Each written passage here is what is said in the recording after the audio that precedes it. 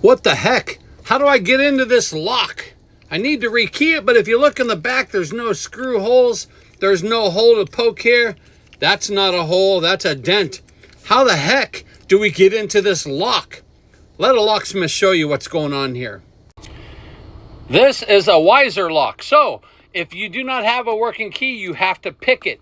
Ideally best with a working key. First things first, grab this spindle right here. We're gonna pull it out.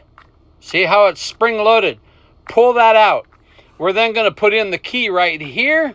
We're gonna turn the key, keep that pulled out. We're gonna turn the key at about 3 o'clock or 4 o'clock, this will pop out. So as I turn the key, I'm pulling towards me. So right here, I'm turning it, now I'm pulling towards me. And you wanna wobble right back and forth in that. Sometimes you just tight, but look, oh, there is the back of the lock.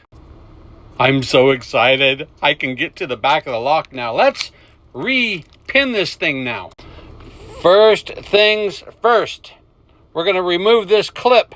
Make sure to hold this clip or all of a sudden you're gonna hear a little noise in the van like that. You're gonna hear a little noise in the van and it's gonna go tink and you'll never find it again. Use the existing key. Let's turn it.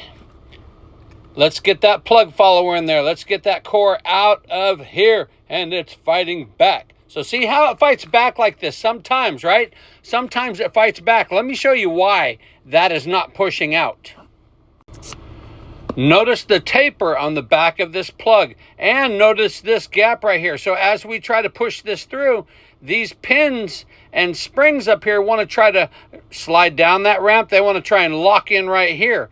And this is not a good idea. So let me show you how we get past that. And here is the plug follower that I actually have thinned down. But you can see there's a thickness difference. So let me show you what I do. I put a really thin shim in here. Just like that. And what that does is that takes that little ramp away, that little bevel, and it covers that hole right there. Then I grab that shim, I push it through, and it acts as a little bridge right there. Whammo, everything comes right out of the lock at that point. And my favorite part. Okay, now let's get the new keys that we're gonna key all this to. Let's put a new key in. And remember, number one thing, do you remember that shear line, right? We have to pin this up and make sure that shear line is flat. If it's flat, then this key will turn. If it's not flat, it won't. So there's pin number one. Nice and flat. Let's go to pin number 2. Oh yeah, looking good. Okay, here we go, pin number 3. And if we put the right ones in, again, it's gonna be flat like that. Let's go to pin number 4. Oh yeah, just like Mama used to do it. And now let's go to pin number 5. There we go. And again, we're gonna put this back in, but remember we have that shim right there. So I'm holding that shim, the backside with my thumb. That way the plug follower moves, but the shim does not yet, right? And there we go, whammo. Perfect, we are all the way through. Let's see if this key now works. Pull that key out, and right here, here's the test. Booyah.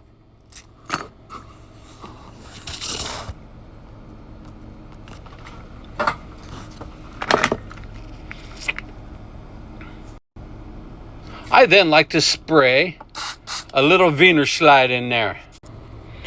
It gets that thing prom night slippery. If you know, you know. Let's get that clip put back on. Remember, never let go of this. Slide this down over. You have to isolate it onto this plug. Spread it out. Booyah. Lock it into place. And one last test. Ooh, yeah.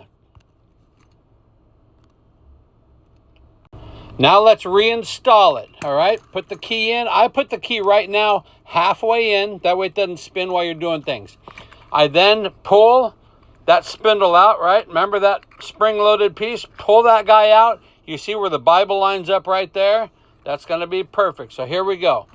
I got that key halfway in. I line up that Bible. As I push in, now I push the key all the way in, and I start turning. And remember, at about 4 o'clock, See how it locked in there? About 4 o'clock, it pushed back in there. Still got the spindle out. Turn it all the way back up top. Now you can go ahead and release that spindle. Pull that key out, and this is all the further that this lock turns. And now we have a working rekeyed doorknob. If you want to learn the business the right way, locksmithblueprint.com.